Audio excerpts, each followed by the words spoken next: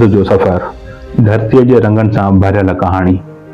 सिंध उहा धरती जिते हर कुंड में तारीख़ जी ख़ुशबू आहे, जिते हर मिटीअ जे ज़रे में बि मोहबत ऐं तहज़ीब जा रंग मिलनि था।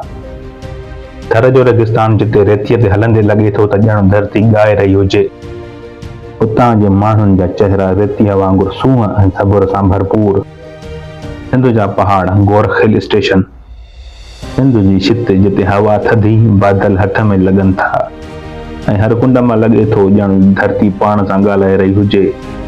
उतां जे सुकून में दिलि पाण ई चवे थी, सिंध रुॻो गर्मीअ जो नालो न आहे, हीअ त कुदरत जे हर रंग सां भरियल जॻह आहे।